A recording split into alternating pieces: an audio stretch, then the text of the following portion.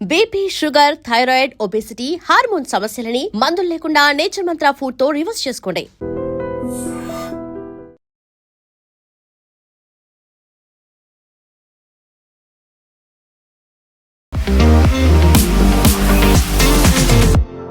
So ప్రతిసారి మోదీ గురించి Trump మాట్లాడుతూనే ఉంటాడు. అందులో very good friend, close friend అనేది చెప్తూనే నేను సంతోషంగా లేను, నన్ను హ్యాపీగా ఉంచడానికి ఆయన ప్రయత్నాలు చేస్తున్నారు అంటే వాట్ డస్ ఇట్ మీన్? నిజంగానే మనం ఇంకొకరి కోసమే వర్క్ చేస్తున్నామా? ఇంకొకరిని ప్లీజ్ చేయడానికి, అప్పీలింగ్గా ఉండడానికి? ట్రంప్ ఫస్ట్ ఒక రియల్ ఎస్టేట్ బిజినెస్ మ్యాన్, దాని తర్వాత ప్రెసిడెంట్ ఆయన ఎప్పుడు మాట్లాడుతున్నప్పుడు బిజినెస్ లాగానే మాట్లాడతారు. బిజినెస్ డీలింగ్ ఎట్లా చేస్తారు? రష్యా దగ్గర నుంచి ఆయిల్ కొనకూడదు మనం. సరే, మళ్ళీ చైనా కొంటున్నారు కదా, మీరు కొనుక్కోకూడదు. So why is it that only India should not buy అనేది ఒక పెద్ద క్వశ్చన్ వస్తుంది. కాకపోతే మళ్ళీ మనం ఒక కన్విన్సింగ్ మెథడ్లో వాళ్ళతో మాట్లాడుతున్నాము అనేది ఒకటి. ఇక్కడ ఉన్నటువంటి అంబాసిడర్లు వెళ్తున్నారు, లేదు మేము చూసారా, మేము బాగానే వర్క్ చేస్తున్నాం అనేది. అలా లాబియింగ్ అనేది ఎందుకు చేస్తున్నారు? లాబింగ్ అనేది ప్రతి కంట్రీ చేస్తుంది. భారతదేశం నుంచి యూఎస్కి ఇప్పుడు ఏం ప్రాబ్లం లేదు యాక్చువల్లీ, టెక్నికలీ స్పీకింగ్. అది ఎట్లా అయిందండి? మీరు ఇంత టారిఫ్ పెట్టిన తర్వాత కూడా మా ఎక్స్పోర్ట్స్ ఎట్లా పెరుగుతుందంటే డిమాండ్ ఉంది ఇండియన్ ప్రోడక్ట్స్. ఈ మధ్యన వెనిజులా మీద విపరీతమైన కోపం ట్రంప్ పెట్టుకున్నాడు. దానికి ప్రధానమైన కారణం తనకు రావాల్సినటువంటి నోబెల్ పీస్ ప్రైజ్ని అక్కడే ఉన్నటువంటి మచాడోకి వెళ్ళింది కాబట్టి వెనిజులా మీద విపరీతమైన కోపం ఉంది అనేది. అదొకటేనా, లేకుంటే కేవలం ఆయిల్ అని ఉంది దానికోసమని ఇంత ప్రెషర్ పెట్టారంటారా? ఇదేం దానికోసం మనం మాట్లాడు ముందు కూడా చెప్పాను నేను ఆయిల్ గురించి. ఇరాక్లో ఎందుకు వెళ్ళారంటే ఆయిల్ కోసం. అక్కడ క్రూడ్ ఆయిల్ ఉంది. నైజీరియాకి కూడా అదే వెళ్ళారు, ఎందుకంటే నైజీరియా దగ్గర ఆయిల్ ఉంది. వెనిజువేలా దగ్గర కూడా ఆయిల్ ఉంది. ప్రాబ్లం ఎక్కడొచ్చిందంటే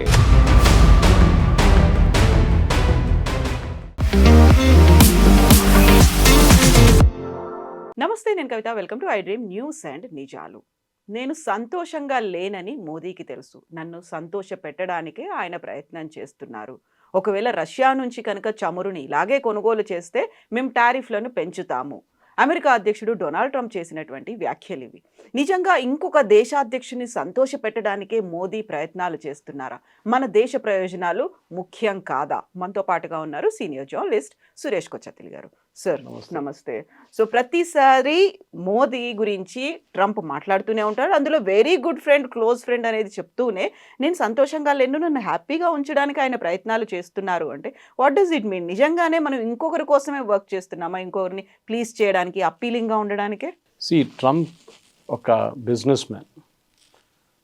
మీరు క్లింటన్ కానీ, బుష్ కానీ, బైడెన్ లాంటి వాళ్ళు they are not business man, వాళ్ళు పొలిటీషియన్స్. ట్రంప్ ఫస్ట్ ఒక రియల్ ఎస్టేట్ బిజినెస్ మ్యాన్, దాని తర్వాత ప్రెసిడెంట్ అన్నమాట. సో ఆయన ఎప్పుడు మాట్లాడుతున్నప్పుడు బిజినెస్ లాగానే మాట్లాడతారు. బిజినెస్ డీలింగ్ ఎట్లా చేస్తారు? నువ్వు నాతో మంచిగా ఉంటే నేను చూసుకుంటాను, నువ్వు నాతోని గొడవ పెట్టుకుంటే అంతే సంగతి. So that is the logic అనేది. సో ఆయన లాంగ్వేజ్ కూడా అదే. ఆయనకి ఏంటంటే రష్యా దగ్గర నుంచి ఆయిల్ కొనకూడదు మనం. దీనికన్నా ముందు కూడా చాలాసార్లు డిబేట్ చేశాం దీని మీద. సరే, మళ్ళీ చైనా కొంటున్నారు కదా, అది డిఫరెంట్. యూరోప్ కొంటున్నారు కదా మనకన్నా ఎక్కువ, అది డిఫరెంట్. కానీ మీరు కొనుక్కోకూడదు. So why is it that only India should not buy అనేది ఒక పెద్ద క్వశ్చన్ వస్తుంది. ఎందుకంటే ఇండియా ఆయిల్ ఒక్కటి కాదు కొనేది రష్యా దగ్గర నుంచి. మన మిలిటరీ ఎక్విప్మెంట్ కూడా చాలా మటుకు దీనికన్నా ముందు కొన్నాం. S-400 కొన్నాం నాడుమీట్లో. అప్పుడు కూడా చాలా గొడవ చేశారు రష్యాతో. ఇప్పుడు కూడా మనకి ఒక క్లోజ్ రిలేషన్షిప్ ఉంది. మనం తీసుకున్న ఆయిల్ డబ్బులతో రష్యా యుక్రెయిన్ బాంబ్ చేస్తారంటే మళ్ళీ అదే క్వశ్చన్ చైనా ఏం చేస్తున్నారు, యూరోప్ దగ్గర నుంచి తీసుకున్న గ్యాస్ డబ్బులు ఏం చేశారని అడగొచ్చు మనం. ఇది అప్పుడప్పుడు ప్రెసిడెంట్ ట్రంప్కి ఒక థ్రిల్ ఉందన్నమాట ఇట్లా చెప్పడానికి. ఏం చేస్తారు మోదీ, ఏం చేస్తారు చూడండి. ఎందుకంటే ఇప్పుడు దాకా మోదీ గారు ఏం చేయలేదు. మీరు మన దగ్గర బిఫోర్ యుక్రెయిన్ వార్ మనం రష్యా దగ్గర నుంచి చాలా తక్కువ క్రూడ్ ఆయిల్ కొనుక్కుంటుండే. దాని తర్వాత మనం యుక్రెయిన్ వార్ మొదలైనప్పుడు రష్యా దాన్ని $40 తగ్గించి రేట్ ఇచ్చినప్పుడు ఇంటర్నేషనల్ మార్కెట్లో $80 నుంచి $90 నడుస్తున్నప్పుడు ప్రెసిడెంట్ బైడెన్ ఏమన్నారంటే మీరు ఆయిల్ కొనుక్కోండి రష్యా దగ్గర నుంచి, క్రూడ్ ఆయిల్ తీసుకోండి, తీసి ప్రాసెస్ చేసి మాకే అమ్మేయండి, లేకుంటే యూరోప్కి అమ్మేసుకోండి అని చెప్పి. మనం చేసింది కూడా అదే. మన కోసం కొంచెం ఉంచుకొని మిగతా అంతా మనం అమ్మేసుకున్నాం. ఎందుకంటే రష్యా దగ్గర నుంచి వస్తున్న ఆయిల్, క్రూడ్ ఆయిల్ కొంచెం హై గ్రేడ్ ఆయిల్ ఉంటుంది, అంటే థిక్నెస్, విస్కాసిటీ ఎక్కువ ఉంటుంది దానికి. సో దాన్ని ప్రాసెస్ చేయడానికి కొంచెం కష్టపడాల్సి వస్తుంది ఎక్స్ట్రా.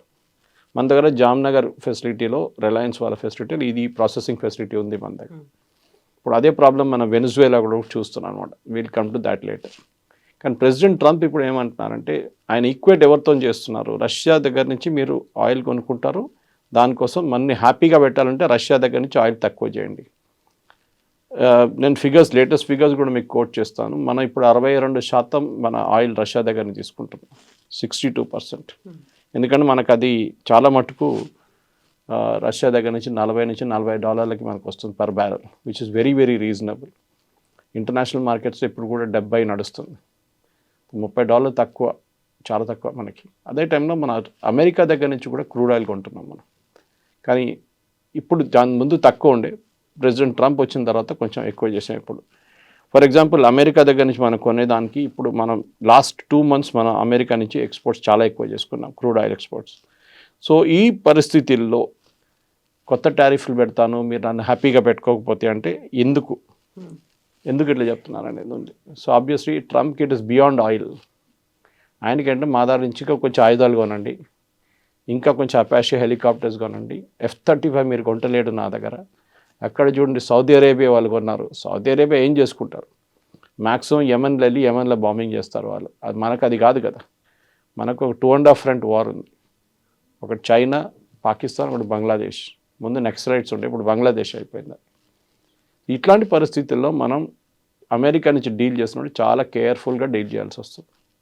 ఒకటి, డోంట్ గెట్ ఎక్సైటెడ్. ఇప్పుడు ఇంటర్నేషనల్ పాలిటిక్స్లో షబాజ్ షరీఫ్లా కానీ, అసీం మునీర్లా కానీ, మొహమ్మద్ యూనిస్ లాగా ఎక్సైట్ కాకూడదు. ఎప్పుడైనా డీల్ చేసినప్పుడు ఇంటర్నేషనల్ పాలసీలో డిప్లొమసీ చాలా సాఫ్ట్గా మాట్లాడాలి. జయశంకర్ గారు మాట్లాడతారు చూడండి, చెప్పాల్సిన పాయింట్ చెప్పేసేయాలి. రిప్లై చేయకుంటే బాగుంటుంది, రిప్లై చేస్తే ఇంకా పెద్ద ప్రాబ్లం అవుతుంది. ట్రంప్ అన్నారు ఇట్లా, ఏమంటారు మోదీ గారు అంటే, మోదీ గారు ఏమన్నారు, మోదీ గారు క్వైట్గా కూర్చుంటారు. చెప్పాల్సిన మెసేజ్ వెళ్ళిపోతుంది అక్కడికి. మేము మీ దగ్గర నుంచి క్రూడ్ ఆయిల్ కొంటున్నాం కదా, మీకు ప్రాబ్లం ఏంటి, రష్యా దగ్గర నుంచి కొంటున్నాం, మీ దగ్గర నుంచి కొంటున్నాం. So what is the issue now? No issue at all. కానీ అప్పుడప్పుడు కూడా ఆయనకి మెయిన్ ప్రాబ్లం ఏంటంటే మన ట్రేడ్ టాక్స్ ఆగిపోయింది. ఇప్పుడు చాలా మటుకు ట్రేడ్ టాక్స్ మొత్తం కొలాప్స్ అయిపోయింది ఆల్ ఓవర్ ద వరల్డ్. థాయిలాండ్తో సైన్ చేశారు, అది కొలాప్స్ అయిపోయింది ట్రేడ్ టాక్స్. యూఎస్ది, వియట్నాంతో సైన్ చేశారు, అది కూడా ఎక్కడ వెళ్ళట్లేదు. యూకేతో ఒకటే ఉంది, అది నడుస్తుంది. అది పాత ట్రేడ్ టాక్స్లో కూడా వాళ్ళ దగ్గర ఉండే FTA ఉండే ఒకటి. సో ప్రెసిడెంట్ ట్రంప్కి ఇప్పుడు మొత్తం సీన్ అంతా మారిపోయింది. ఎందుకంటే అమెరికాలో ఇప్పుడు మిడ్ టర్మ్ పోల్స్ రాబోతుంది, ఇన్ఫ్లేషన్ చాలా ఎక్కువ ఉంది, అన్ఎంప్లాయ్మెంట్ కూడా చాలా ఎక్కువ. సో ఆయనకి పొలిటికల్గా అమెరికాలో చాలా పెద్ద ప్రాబ్లమ్స్ ఉన్నాయి. అది కాకుండా మనం చూస్తున్నాం H-1B వీసా కానివ్వండి, ఆయన చెప్పిన మట్టుకు అక్కడ ఉన్న అమెరికన్లో ఉన్న ఇండియన్స్ అని కాదు, ఎవరైనా వీసా మీద చిన్న చిన్న వయలేషన్స్ చేస్తే కూడా వాళ్ళని పంపించేస్తున్నారు. If your driving under the influence కానివ్వండి, లేకుంటే ఏదైనా ట్రేడ్లో మన ఏం చెప్తారు, మీరు ట్రాఫిక్ వయలేషన్ చేస్తే దాన్ని కూడా వేసుకుంటున్నారు వాళ్ళు. అన్ని పట్టుకు బయట పంపించేస్తున్నారు వాళ్ళు. So this is not correct technically speaking. కానీ అది నడుస్తుంది, అది ఏం చేయలేము మనం ఇప్పటికైతే. ఈ మెయిన్గా ప్రెసిడెంట్ ట్రంప్తో డీల్ చేస్తున్నప్పుడు we should be A transactional person. సరే మేము కొనట్లేదా, ఎంత కొన్నాం, మేము 12% కొన్నాం పోయిన నెలలో, సరే ఈ నెల 14 కొంటాం, హ్యాపీ, చాలా నెక్స్ట్ స్టెప్. ఇట్లా వెళ్తుందన్నమాట. మనం ఇది చేసుకుంటూ వెళ్తున్నప్పుడే దీని మెయిన్ రీజన్ అమెరికాతో డీల్ చేసేది ఒక డిప్లొమాటిక్ సొల్యూషన్ కాబట్టి. కాకపోతే మళ్ళీ మనం ఒక కన్విన్సింగ్ మెథడ్లో వాళ్ళతో మాట్లాడుతున్నాము అనేది ఒకటి. ఇక్కడ ఉన్నటువంటి అంబాసిడర్లు వెళ్తున్నారు, లేదు మేము చూసారా, మేము బాగానే వర్క్ చేస్తున్నాం అనేది. అలా లాబియింగ్ అనేది ఎందుకు చేస్తున్నారు? లాబింగ్ అనేది ప్రతి కంట్రీ చేస్తుందండి. ఓకే, ఇప్పుడు లాబింగ్ ఎవరు చేయట్లేదు.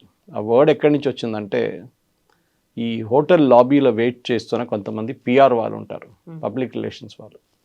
సో ఈ సెనేటర్స్ కానీ సీనియర్ పొలిటీషియన్స్ అంతా హోటల్లో ఉన్నప్పుడు, ఏదైనా కాన్ఫరెన్స్కి వచ్చినప్పుడు వీళ్ళు లాబీలో వెయిట్ చేస్తారు. లేకుంటే క్యాపిటల్ హిల్ వాళ్ళ పార్లమెంట్ అనొచ్చు, అక్కడ ఉన్నప్పుడు అక్కడ లాబీలో వెయిట్ చేస్తారు వాళ్ళు. అక్కడ వాళ్ళు దిగి వచ్చినప్పుడు వాళ్ళని కౌట్ చేసి వాళ్ళ దగ్గర మాట్లాడి, మా పాయింట్ ఆఫ్ వ్యూ ఇది ఉందండి చూసుకోండి అని చెప్పేసి. భారతదేశం నుంచి యూఎస్కి ఇప్పుడు ఏం ప్రాబ్లం లేదు యాక్చువల్లీ, టెక్నికలీ స్పీకింగ్. మనకు కూడా ఇష్యూ లేదు. మన డిసెంబర్ ఫిగర్స్ ఇంకా రాలేదు, కానీ November exports very high, especially to the US. అది ఎట్లా అయిందండి? మీరు ఇంత టారిఫ్ పెట్టిన తర్వాత కూడా మా ఎక్స్‌పోర్ట్స్ ఎట్లా పెరుగుతుందంటే, డిమాండ్ ఉంది ఇండియన్ ప్రొడక్ట్స్‌కి. నడిమిట్లో ప్రెసిడెంట్ ట్రంప్ 50 ఇండియన్ ప్రొడక్ట్స్ మీద టారిఫ్ తగ్గించేశారు క్వైట్‌గా ఒక 2 నెలల ముందు. Spices, tea, basmati rice. ఎందుకంటే అక్కడ కన్జ్యూమ్ చేస్తున్న అమెరికన్ పాపులేషన్ దీని టారిఫ్ కడుతున్నారు. సో నేను దీంట్లో ముందు కూడా ఎక్స్‌ప్లెయిన్ చేశాను. $10 ఒక ప్రోడక్ట్ మనం ఇక్కడి నుంచి పంపిస్తే 50% టారిఫ్ పెడితే అది $15 అయిపోతుంది. దాని తర్వాత రీటైలర్ ఆయన మార్జిన్ పెట్టి $16-17కి అమ్ముతాడు. ఈ డిఫరెన్స్ ఎవరు కడుతున్నారు? $8 ఎక్స్ట్రా, $6-7 ఎక్స్ట్రా వస్తుంది. ఎవరు కడుతున్నారు? ఫస్ట్ ఎవరు ఇంపోర్ట్ చేస్తున్నారు వాళ్ళు కడుతున్నారు కంపెనీ. దాని తర్వాత వాళ్ళు టార్గెట్ కానీ వాల్మార్ట్కి పంపించినప్పుడు వాళ్ళ దగ్గర నుంచి కూడా అది కలెక్ట్ చేసుకుంటున్నారు. ఫైనలీ కన్జ్యూమర్ కడుతున్నారు. సో యూఎస్ కన్జ్యూమర్కి $10 దొరికే ఒక ప్రోడక్ట్ ఇప్పుడు $17 వస్తుంది. అందువల్లే $600 బిలియన్ వాళ్ళకి వచ్చాయని కూడా చెప్పుకుంటున్నారు కదా. ఎవరి దగ్గర నుంచి? వాళ్ళ సిటిజన్స్ దగ్గర నుంచే గుంజుకున్నారు. ఆలోచించండి.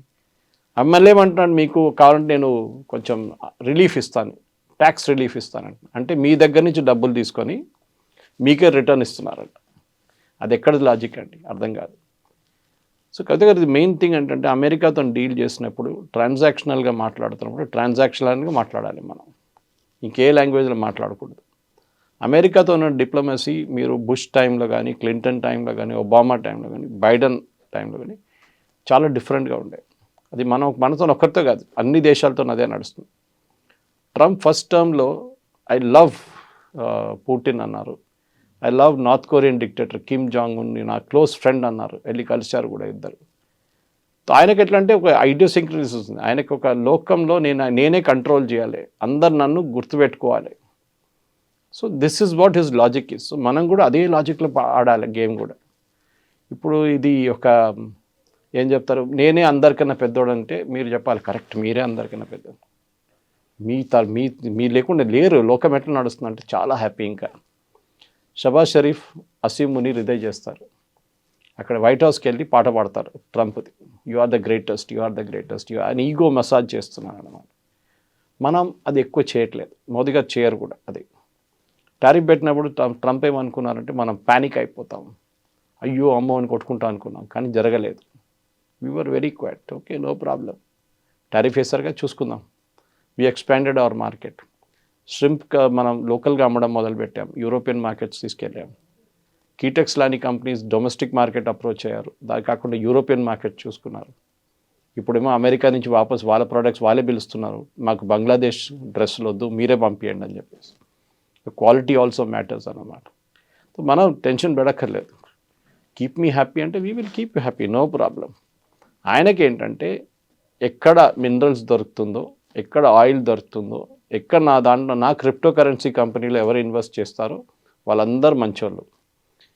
ఇదే మడూరో వెనజువేలన్ ప్రెసిడెంట్ ఒక $100 బిలియన్ ట్రంప్ కంపెనీలో పెట్టారనుకోండి, ఇప్పుడు దాకా ఆయన అక్కడ ప్రెసిడెంట్గానే ఉండిపోతుండే వెనజువేలాది. అన్ని సాత్కూన్ మాఫ్ అంటారు కదా, అలా అన్ని పోయేవి. కరెక్ట్. ఇది so this is what it is all about. End of the day Trump politics చాలా క్లియర్. ఆయనకు తెలుసు ఆయన ఉండబోయే 4 సంవత్సరాలు. దీని తర్వాత నెక్స్ట్ ప్రెసిడెంట్ ఎవరు వస్తారో తెలియదు. వాళ్ళు వచ్చిన పాలసీ కంటిన్యూ కావాలని లేదు. యూరోపియన్స్ ఇప్పుడు ఏమనట్లేదు. కియర్ స్టామర్ కూడా డిప్లొమాటిక్లీ అక్కడ లేని ఇక్కడ లేని అట్లా మాట్లాడుతున్నారు. అమెరికాలో ఉన్న ఆయన ఏమన్నారు, వెస్టర్న్ హెమిస్ఫియర్ వైపు ఎవరు రాకూడదు, so you keep away from western hemisphere. మనం ఇప్పుడు యుఎస్ ఆయిల్ కొంటున్నప్పుడు మనం ఎంత దూరం నుంచి తీసుకొస్తున్నాం ఆలోచించండి. Geographically it is very far. మనం సౌదీ అరేబియా దగ్గర నుంచో, లేకుంటే బహ్రెయిన్ దగ్గర నుంచో, ఖతార్ దగ్గర నుంచి న్యాచురల్ గ్యాస్ కొనుక్కుంటే మనకు చాలా దగ్గర, 3 రోజులు వచ్చేస్తుంది మనకి షిప్. అది కాదు కదా, అమెరికా నుంచి రావాలి, మొత్తం తిరిగి రావాలి. So it takes a long time and cost కూడా చాలా ఎక్కువ. కానీ అప్పుడప్పుడు we have to keep America happy, అదొక పాలసీ. బట్ మనం అంత సటిల్గా ఉండాల్సినటువంటి అవసరం ఏముంది? అంత కామ్గా సైలెంట్గా ఉండి బోల్డన్ని క్వశ్చన్స్ ఉన్నాయి, దేని గురించి మాట్లాడకుండా ప్రతిసారి మనల్ని ప్రొవోక్ చేస్తున్నట్టుగా ఉంటే, నాట్ ఓన్లీ మోదీ, మొత్తం భారతదేశాన్ని అంతా అలా ప్రొవోక్ చేస్తున్నట్టుగా ఉంటే కామ్‌గానే పని చేసుకుంటూ వెళ్తున్నాం. ఇది కాకపోతే ఇంకోటి అన్నట్టుంటే అక్కడ బోలెడన్ని క్వెషన్స్ వస్తున్నాయి. ఆన్సరబుల్‌గా ఉన్నారా? అకౌంటబిలిటీ ఉందా? అనేది ఉంది. ఆ తర్వాత ఇప్పుడు వెరీ రీసెంట్‌గా వెనిజువేలా మీద అటాక్ చేసి అక్కడ ఉన్నటువంటి ప్రైమ్ మినిస్టర్‌ని పట్టుకెళ్ళిపోతే మనం ఏం మాట్లాడకుండానే అలాగే సైలెంట్ స్పెక్టేటర్స్ లాగా ఎందుకున్నారు? Why we are not taking any stand అనేది వస్తుంది కదా! అది అమెరికా అంటే భయమా? అనేటువంటి క్వెషన్‌లు కూడా ఉన్నాయి కదా! Why should be take a stand? Venezuelan president మనకేమైనా పెద్ద పనేం చేసి పెట్టారు? ఏం చేయలేదు కదా. ఇన్ఫ్యాక్ట్ మన దగ్గర ఉన్న ఓఎన్జీసీది ఒక ఇంటర్నేషనల్ ఆర్మ్ది అక్కడ డ్రిల్ చేస్తున్న కంపెనీ డబ్బులు మనకి ఇంకా రాలేదు. రోజుకి 5,000 బ్యారెల్ ఇస్తున్నారు, అది మనకు రాలేదు లాస్ట్ 5 సంవత్సరాల్లో. వాళ్ళ ప్రాబ్లమ్స్ వాళ్ళకు ఉందిలే, అది సపరేట్. సో మన ఎందుకు వెనిజువేలన్ ప్రెసిడెంట్ పట్టుకెళ్తే పెట్టుకెళ్ళారు కథ. మన ప్రెసిడెంట్ పట్టుకెళ్ళలేదు కదా. Why should we react? We will react. Suppose Asim మున్నీని పట్టుకెళ్ళారు అనుకోండి, then we will react to it. అరే మీరు చేసిన తప్పని చెప్తాం అప్పుడు, ఎందుకంటే పాకిస్తాన్ దగ్గరే కదా, ఒక ఇంపాక్ట్ ఉంది. ఎక్కడో ఉన్న వెనిజువేలాలో ఎవరు రియాక్ట్ అయ్యారు చూడండి. లోకంలో ఏ కంట్రీస్ రియాక్ట్ అయ్యారు? లాటిన్ అమెరికాలో 2-3 కంట్రీస్ రియాక్ట్ చేశారు.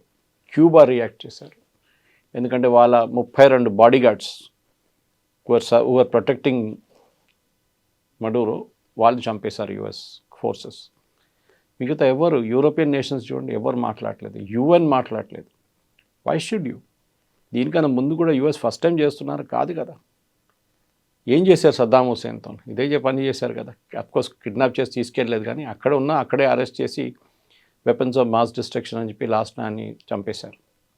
లిబియాలో అక్కడున్న లోకల్ సిటిజన్స్తోని గదాఫీని చంపేశారు. సొమాలియాలో ఇదే చేశారు ఫస్ట్. వియట్నాంలో ఏం చేశారు మనకు తెలిసింది, అక్కడ ఓడిపోయారు అమెరికా. అమెరికా చేస్తున్న దాన్ని అన్నిటికీ మనం రియాక్ట్ కాకలేదు. దట్స్ వై సార్ డిప్లొమసీలో చాలా ఇంపార్టెంట్ కవిత గారు, that you should learn how to keep your mouth shut.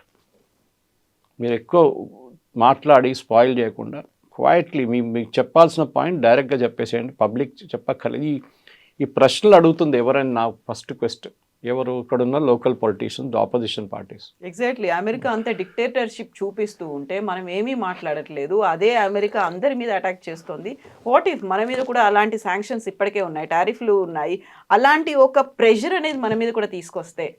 అదే వాజ్పేయి గారు పాత వీడియో నిన్న బయటకు వచ్చింది ఒకసారి, అది వైరల్ అయింది. ఇప్పుడు పోఖ్రాన్ బ్లాస్ట్ చేసే ముందు అమెరికా చాలా ప్రెషర్ పెడుతుండే మన మీద. మన్మోహన్ సింగ్ టైంలో కూడా మనం చూసాం, ఇది నరసింహారావు టైంలో కూడా చూసాం. We are ready with a nuclear test. అమెరికాకి ఎట్లనో తెలిసిపోయింది, అది ప్రెషర్ పెట్టి ఆపేశారు. అప్పుడు మనం ఏమైనా చెప్పామా? అమెరికా మా మీద ప్రెషర్ పెట్టింది, అది చేసింది, ఇది చేసింది, ఏం చెప్పలేదు. నరసింహారావు గారు క్వైట్గా ఉన్నారు. ఆ లెసన్ నేర్చుకున్నాము. So what did you do? Vajpayee గారు వచ్చినప్పుడు అదే న్యూక్లియర్ టెస్ట్ మళ్ళీ మొదలుపెట్టాం. కానీ ఏం చేసాం? పొద్దున పూట పని చేయకుండా రాత్రిపూట పని చేసాం. ఇప్పుడు శాటిలైట్స్, ఓవర్ హెడ్ శాటిలైట్, దాన్ని డిటెక్ట్ చేయలేక. అండ్ సడన్గా జరిగినప్పుడు సిఏఏలో పెద్ద ఒక భూకంపం వచ్చింది. ఇది ఎట్లా జరిగింది? మనకు తెలియకుండా ఇండియా ఎట్లా చేశారు ఇదంతా? ఎందుకంటే ఒక న్యూక్లియర్ టెస్ట్ చేయడానికి చిన్న పని కాదు, దివాళీ పటాక కాదు. చాలా మటుకు గ్రౌండ్ వర్క్ ఉంటుంది, డ్రిల్లింగ్ వర్క్ ఉంటుంది, అన్నీ నడుస్తుంది. కానీ ఏం తెలియకుండా పొద్దున్న చూస్తే ఆ గ్రౌండ్ అంతా క్లియర్గా ఉంది. రాత్రిపూట మళ్ళీ మన వాళ్ళు తవ్వుతున్నారు, పొద్దున పూట మళ్ళీ మట్టేసి కవర్ చేసేస్తున్నారు. ఇట్లా చేసుకుంటే చాలా రోజుల తర్వాత టెస్ట్ జరిగింది. George Fernandes was the defence minister, Abdul Kalam garu was the head of DRDO టైంలో. వాజ్పేయి గారు చెప్పారు స్ట్రెంగ్త్. ఎందుకంటే నాకు అప్పుడు కూడా స్వామి వివేకానంద ఒక కోట్ గుర్తొస్తుంది. స్వామి వివేకానంద అన్నారు, ఇప్పుడు చాలా సంవత్సరాలు ఉంది ఆయన ఉన్నప్పుడే, దట్ స్ట్రెంగ్త్ ఇస్ రెస్పెక్టెడ్. ఎవరైనా హూ హెస్ గాట్ స్ట్రెంగ్త్ వాళ్ళని రెస్పెక్ట్ చేస్తారు, వీక్ ఉన్న వాళ్ళని ఎవరు పట్టించుకోరు. దాన్ని మీరు లా ఆఫ్ ద జంగిల్ కూడా అని చెప్పొచ్చు. లా ఆఫ్ ద జంగిల్ చాలా క్లియర్. అక్కడున్న వీక్ ఉన్న యానిమల్స్ని పులి తినేస్తుంది, లేకుంటే సింహం తినేస్తుంది. మనం చెప్పొచ్చు, అరే పాపం ఎందుకు చేస్తున్నారు, అది కూడా ఉంటే అది కూడా యానిమలే కాదంటే కాదు. That's a law of the jungle. The strongest will survive. So మన స్ట్రెంగ్త్ మనం పెట్టుకొని చాలా మటుకు ఎక్కడో ఏదో జరిగితే మనం కామెంట్ చేయక్కర్లేదు. ఓకే, మడూరో హెస్ డన్ అస్ నో ఫేవర్. ఒకటే ఫేవర్ ఏంటంటే సత్యసాయిబాబా డివోటీ ఉండే, వాళ్ళ wife was more of a devotee. పెళ్ళి కన్నా ముందు కూడా వచ్చి కలిసి వెళ్ళారు సత్యసాయిబాబాతో. దాని తర్వాత వాళ్ళ ప్రెసిడెన్షియల్ ప్యాలెస్లో కూడా పెద్ద ఒక ఫోటో ఉందంట. అంతే, that is only Indian connection he has. ఆఫ్రికాలో చాలా డిక్టేటర్స్ ఉన్నారు కదా కవిత గారు, పెద్ద పెద్ద డిక్టేటర్. ఇదీ అమీన్ నుంచి మనం చూసుకుంటూ వస్తున్నాం. ఇటువైపు తక్కువనా? లాటిన్ అమెరికాలో అయితే ఫుల్ ఆఫ్ డిక్టేటర్స్. డానియల్ ఆర్టెగా నుంచి మీరు ఫిడెల్ కాస్ట్రో ఉన్నారు ముందు. మనం ఎందుకు నేమ్ చేయాలి? ఇప్పుడు కమ్యూనిస్ట్ వాళ్ళు ఒక ప్రెస్ నోట్ తీశారు మొన్న, దట్ అది ఇది లెఫ్టిస్ట్ అది అని చెప్పి లాస్ట్ భారతదేశం దీన్ని ఖండించి ఏం చేసుకుంటామండి? ఎవడు పట్టించుకుంటారు? ఎవడు పట్టించుకోరు. ఎక్కడో సాలిడారిటీ అనేది ఏం డస్ట్బిన్లో పడేస్తారు, ఎవరు చూడరు కూడా.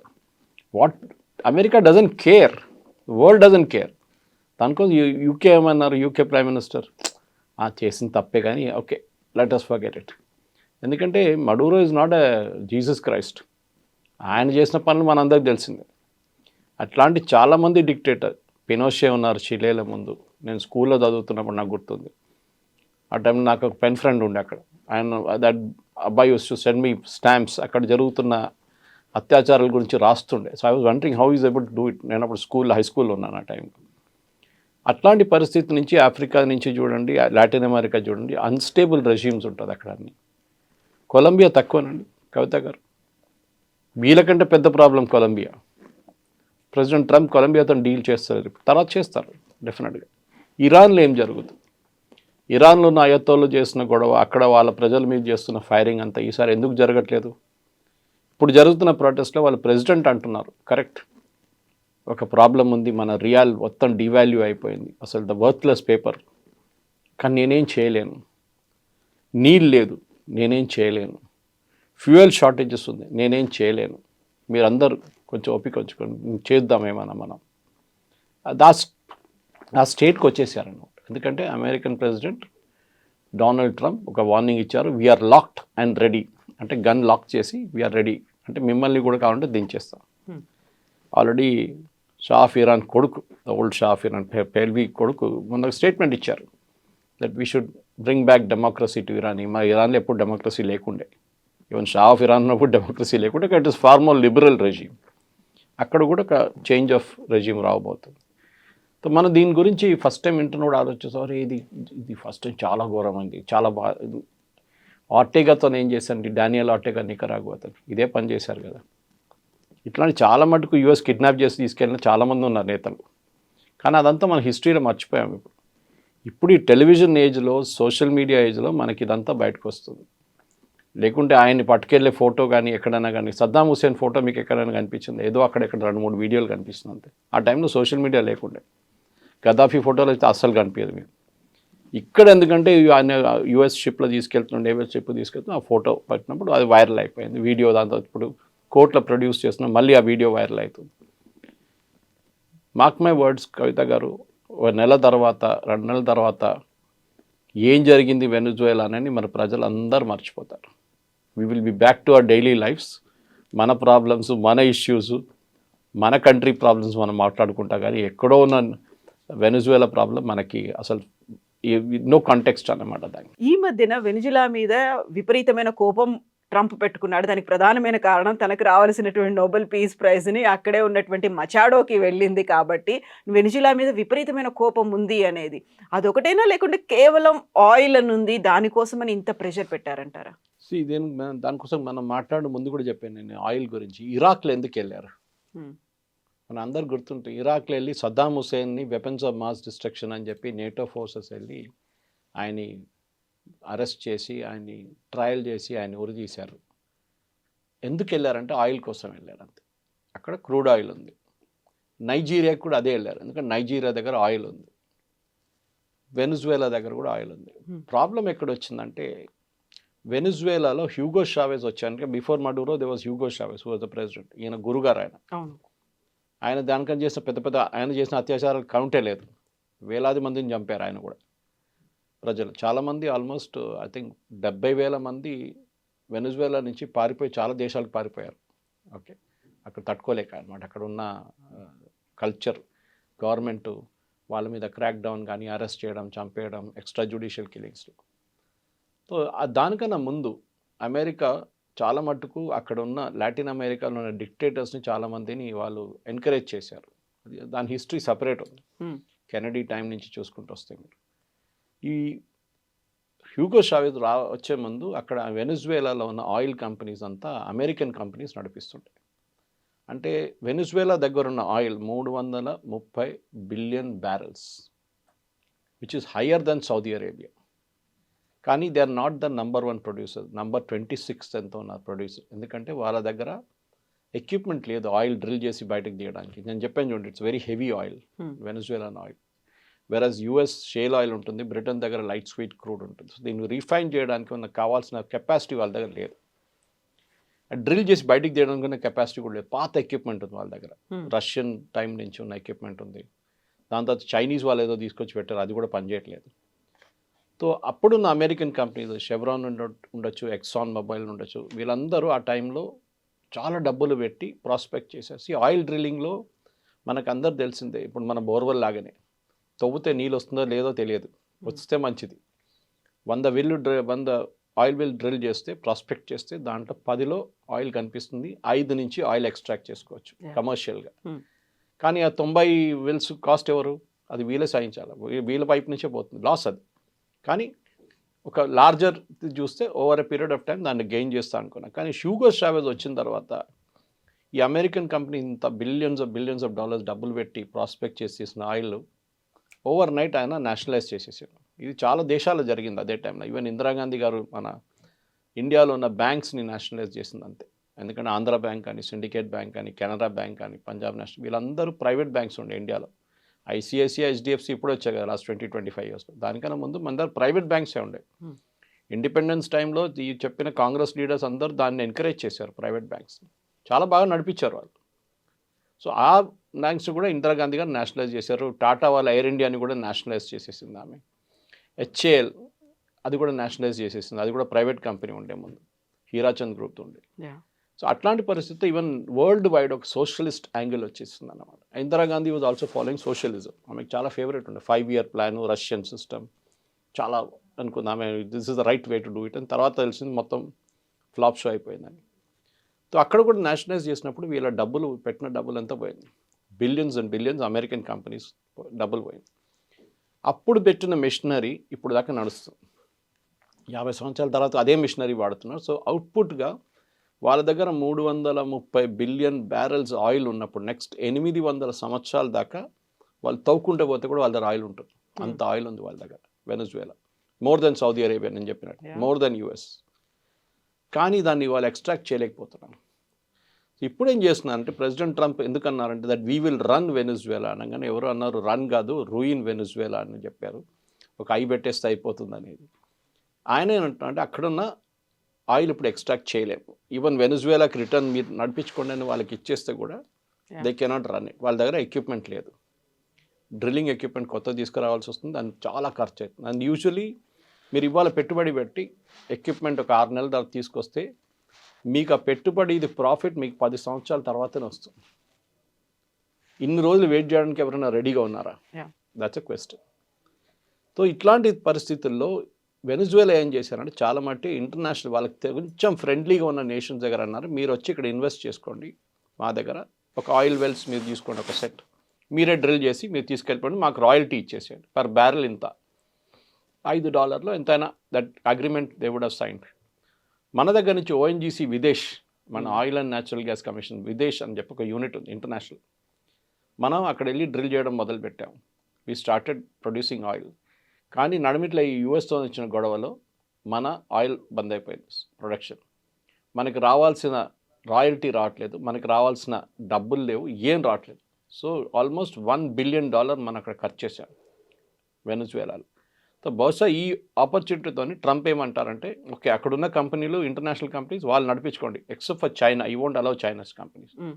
మిగతా ఎవరు, ఎందుకంటే ఈ వెనజువేలన్ ఆయిల్లో అందరికన్నా పెద్ద బయర్ చైనా. ఇన్ఫ్యాక్ట్ మొత్తం లాటిన్ అమెరికాలో కవిత గారు కంప్లీట్గా చైనీస్ డామినెన్స్ ఉంది.